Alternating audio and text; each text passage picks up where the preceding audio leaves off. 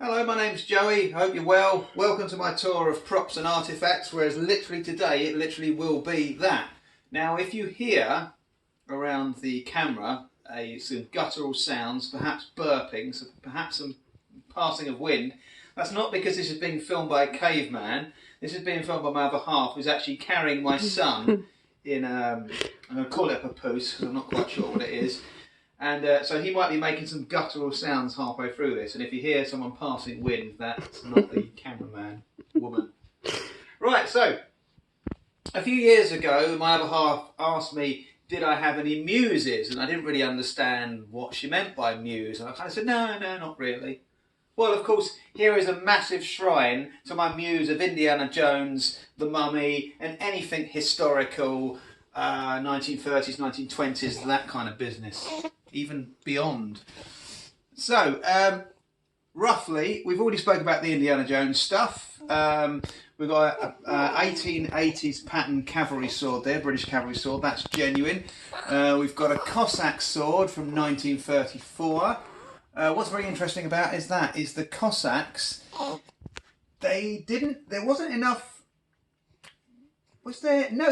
money to make bayonet cases for the Mosin Nagants, probably pronounced that wrong, but the bayonet for that particular rifle, there wasn't enough leather to go around to make the leather scabbards, basically. So what they did was they either had them predominantly attached to the rifle itself, and when it got to the Cossacks, it just literally sits in those two brass areas there. It just sits there, so there was no extra leather case for that. So that's a 1934 genuine Cossack sword. Hidden underneath here, we have a genuine Victorian sword cane, which, funny enough, is exactly the same sword cane used in the Robert Downey Jr. Sherlock Holmes series. It's not the exact one, but it's exactly the same model, and made in India, probably in the late 1800s. See, yeah, Teddy's very shocked and amused by that, as I can hear. We've already spoken about these. These are genuine deactivated guns from World War II and World War One, and that's part of the shrine to, obviously, India and that kind of adventurous kind of theme. This was very kindly made by my friend Ash White. He made me a replica of the Grail diary, which I absolutely love, when you consider this was given to me for free. I've been adding a few bits to it myself, and one of the things is, so I work in props. I've worked in props since the year 2000, and I work in prop hire, and what happens is a lot of the end of film shoots and film sets, things are just thrown back on us, and it's film industry's rubbish. And I found this screwed up at the bottom of a crate, and I've got no idea what film this is from. It's a copy of a drawing to look like a drawing on set, but yeah, I've got no idea what it's from. I don't even know if it's the fact it was screwed up was part of the film, but I just thought because it's a lion, it looks quite cool in Indy's dad's diary. Right, so we've got a French carriage clock here, not a carriage clock, a mantle clock, solid marble, that's very heavy. That's from about 1890 odd. I actually found that in my local car park, dumped. My local car park's brilliant. There's some brilliant stuff dumped in there. But I think that's definitely the most oldest thing I've ever found. It does still work, but it needs some love and care, which I don't have the facilities to do. I've already spoken about the Shankara Stone here, which was made of concrete by myself many years ago. We have a genuine British shell from 1917 here. Wherever that was fired, we don't know. Genuine pith helmet from 1942, British Army. That's quite a great look. My head size as well, perfect. So, having worked in a prop hire company, we have some ledgers here. Now this ledger is genuinely old, and what's quite interesting about this is not only in the past did they put the label on upside down. This dates from the early 1900s. But it's it's the Society of Shakespeare, Manchester. Now, what's interesting about this is it's a very good generic prop because, of course, you open it up on a page like this, and it could be anything. But I think it's quite poignant to think that this was written just before the outbreak of World War One. So we don't know the history of the people who wrote this, the people that attended the classes, but it's a very good generic prop in its own right.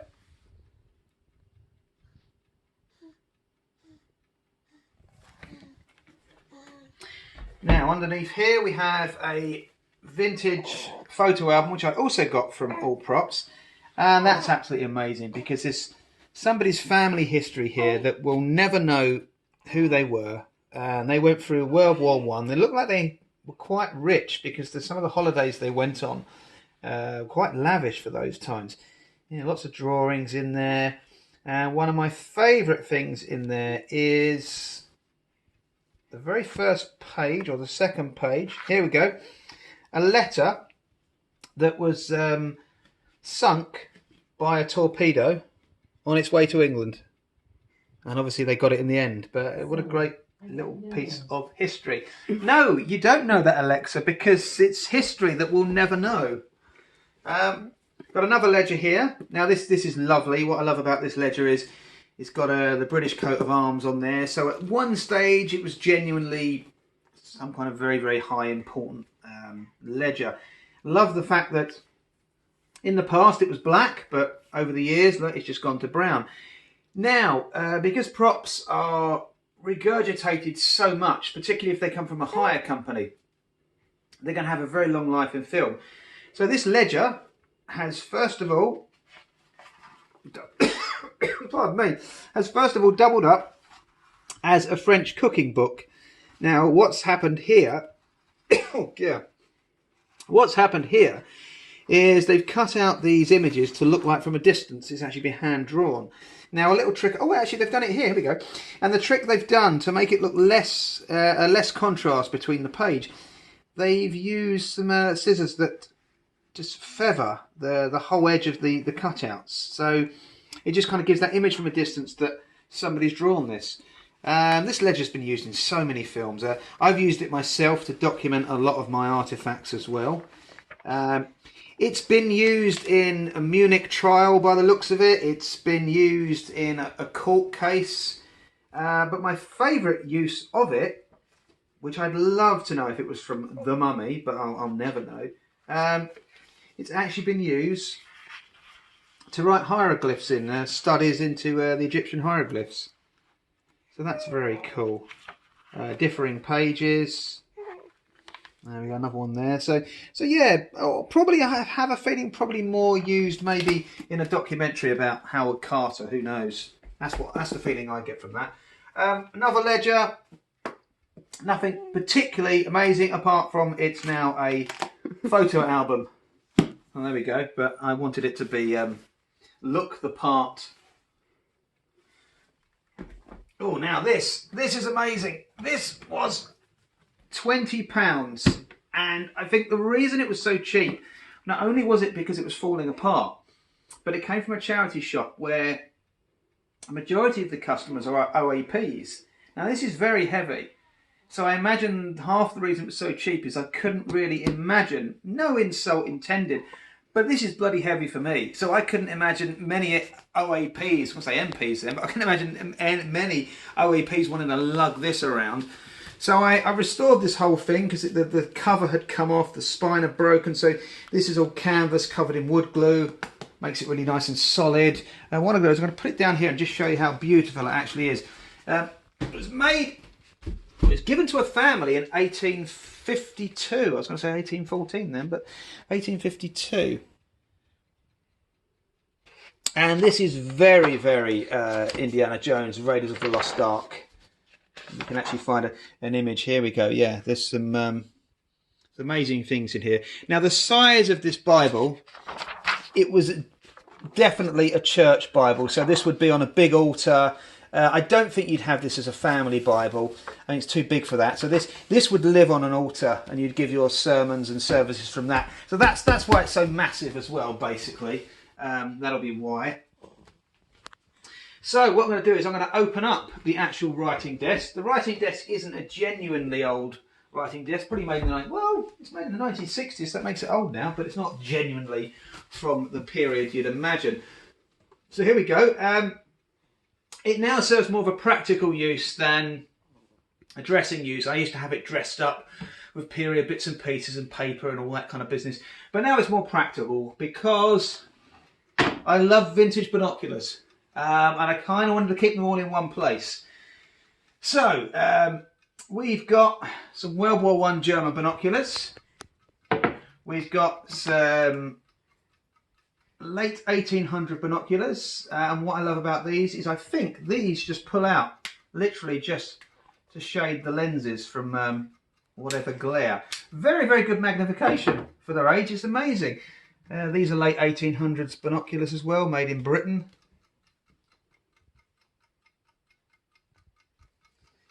But this was what started me on my love of binoculars.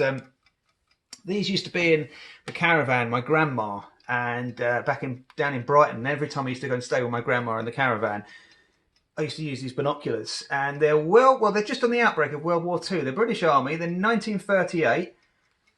Once again, the images through it is brilliant. And it's got these target sights in there, which are lines running up. Now, I don't know if you know what breakers are, but I don't 100% know what breakers are. But when you go to the beach, you'll see these poles of wood or concrete sticking out of the sea.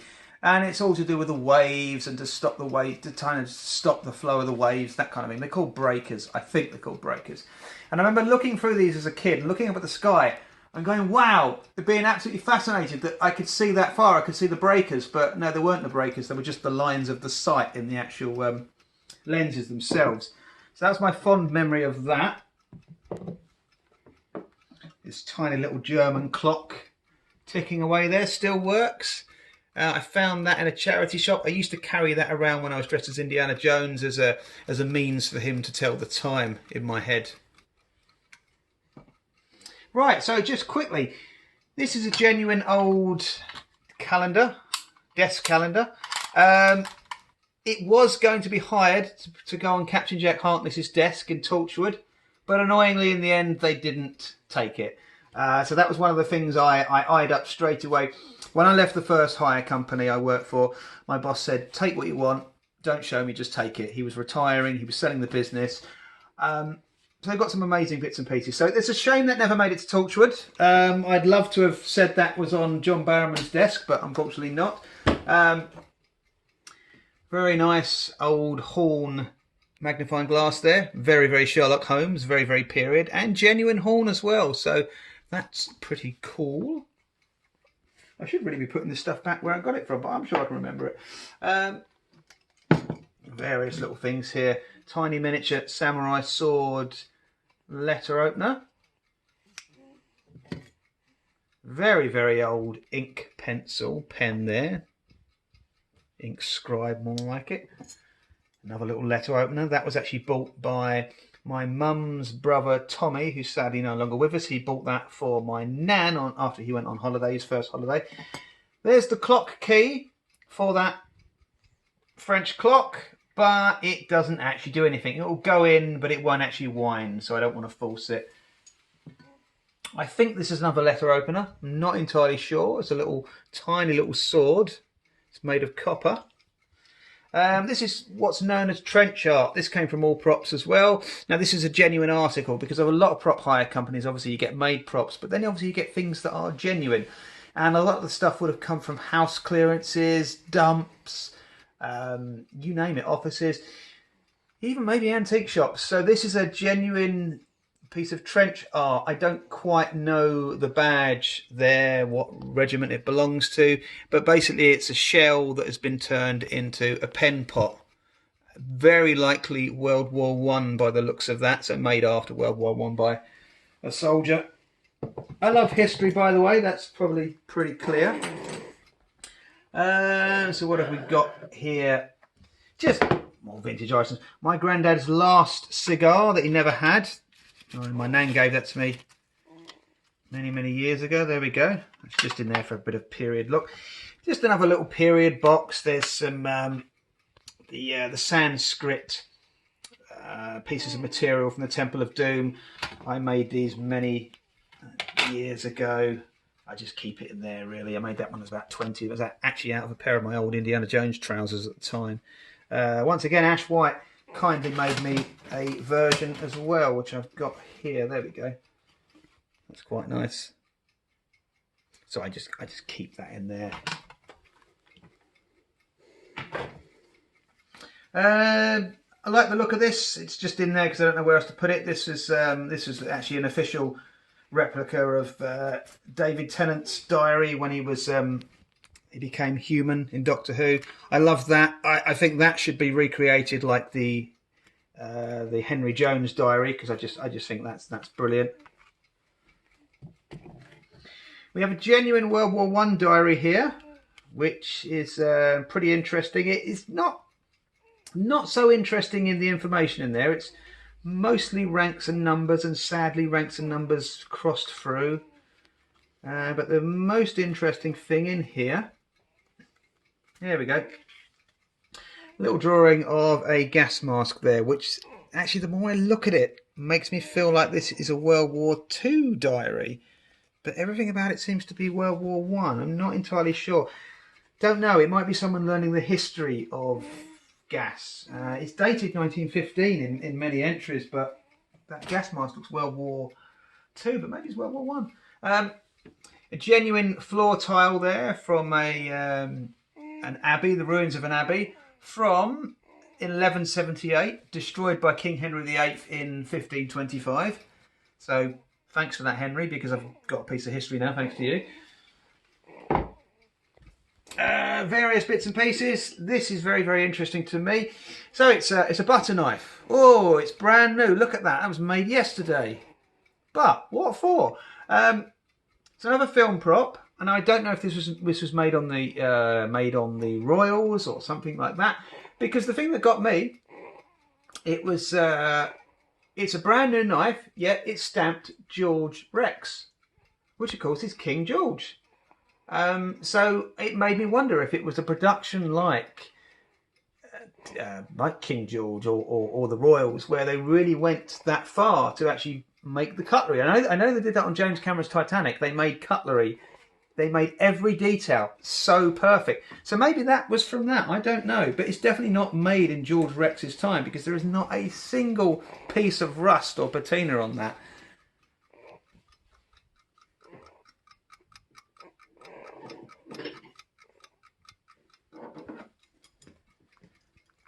We've got, I think this is a Viking cross. Viking cross of Jesus. Totally made out of resin, but I quite like that anyway, because it looks like it could be bone. Now this I found interesting. I found this in somebody's old shed. Now it's made of copper. It's a light fixing. But we have a couple of little holes drilled in there. We've also got, it's homemade. Look on the bottom there. We've got an old coin, a 1p coin from 1912. So what happens is when you unscrew this,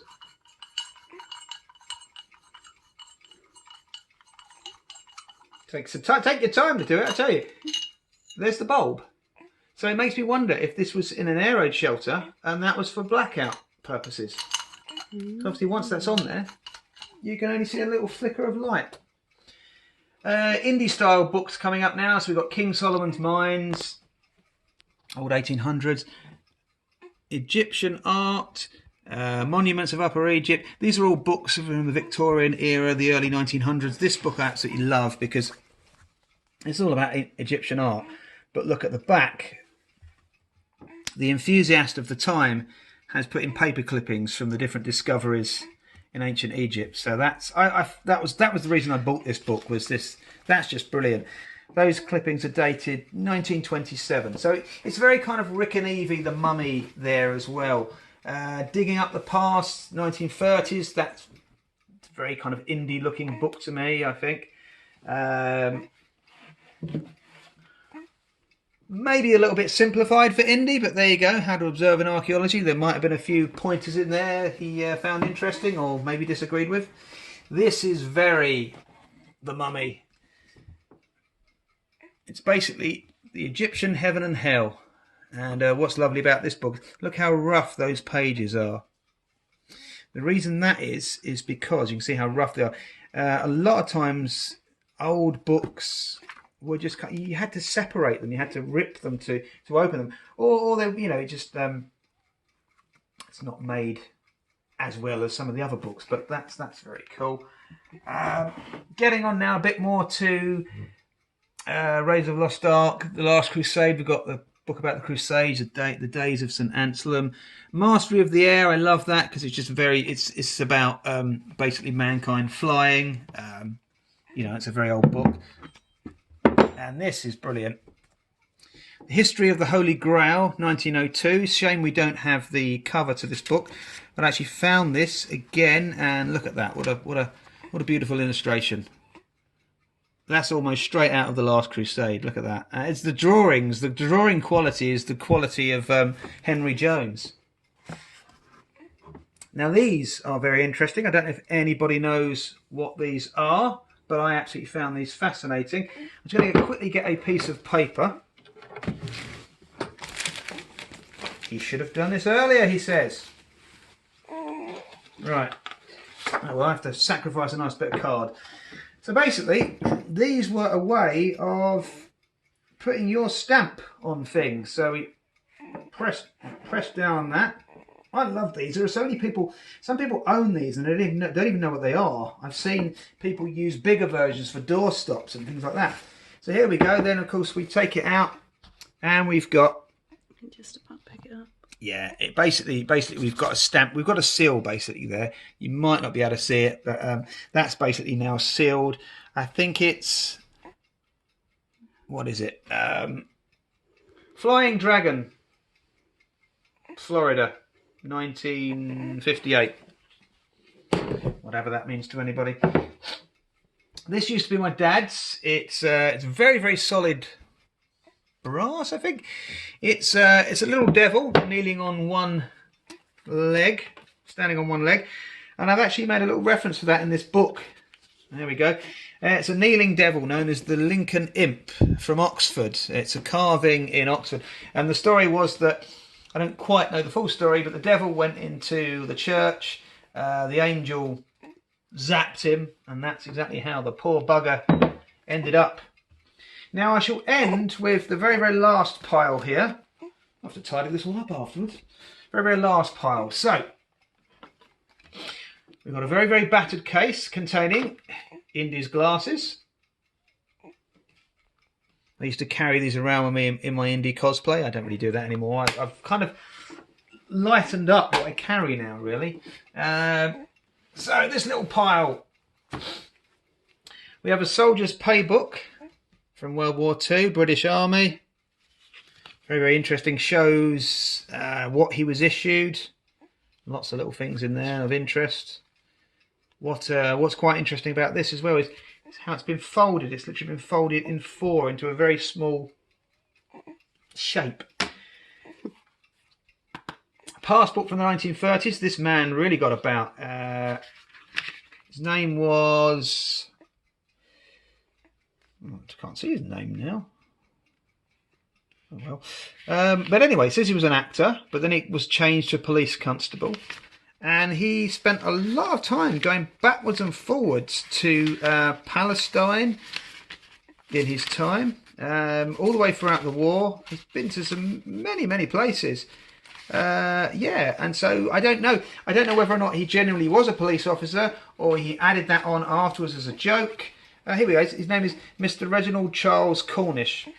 Whoever that is, he might be someone famous. I don't know. I think I have looked into it before, and I have found out you can actually find out some information on him. But there's his passport. That came from a prop hire company. That was probably found in a house clearance, that kind of business, and then had its life going backwards and forwards as a prop passport. 1943, a supplement just showing the different badges of the American Army. I quite like that just because of the era.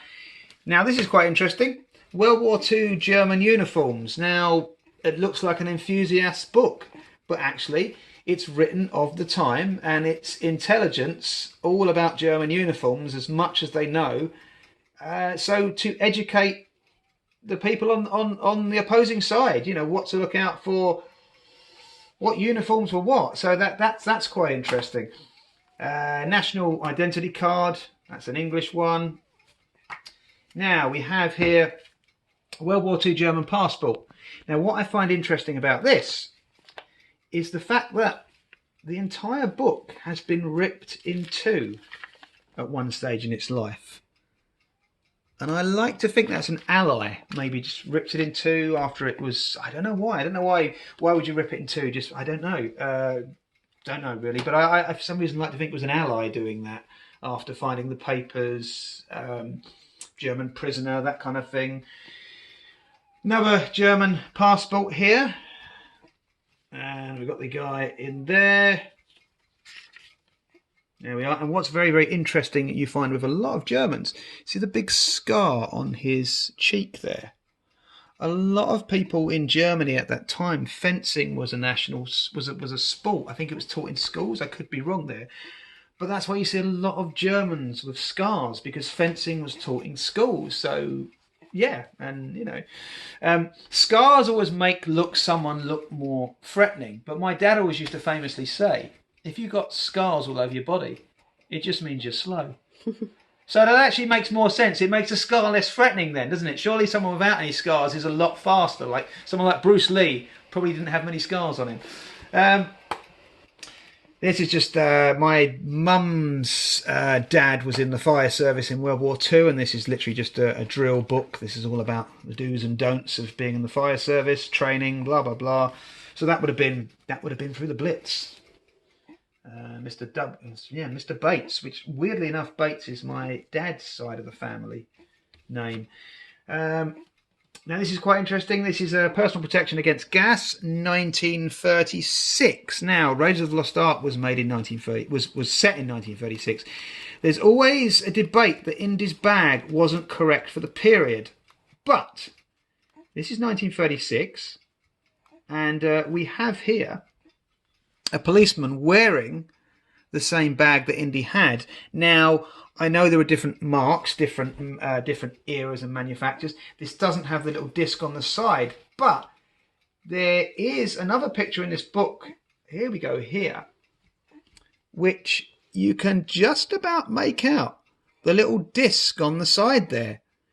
So technically, Indy's bag might not be anachronistic. And here we go. This is the gas mask again from that diary earlier, which makes me think that diary, which I thought was World War I, is more World War II, because that's the gas mask there.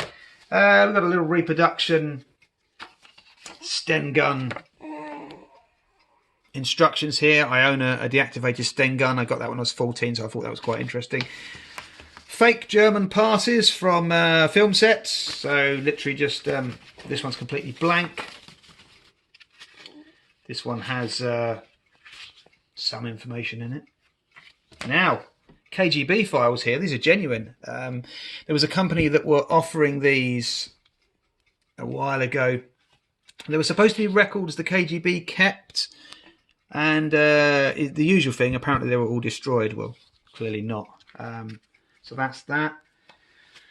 Reproduction of World War II, 1937 web equipment. I just think that's interesting because it's, at the time I used to collect World War II uniforms in their entirety, so that was very interesting to me to look at the different configurations of the webbing. Now this I love. Handbook of India. It's 1930s. Now this is very, very Indiana Jones. Very, very. Look at that. Look at some of the images in here. How to get to India. Arrival in India. Absolutely brilliant. Look at that. Air tours. Look at the plane there.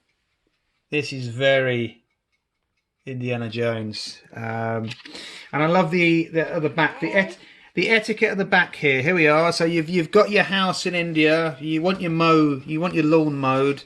And here we go. There's a gentleman here wearing his fedora cutting your lawn. So I love that whole kind of etiquette. Doesn't matter what you do, you've got to make sure you wear your fedora and look smart.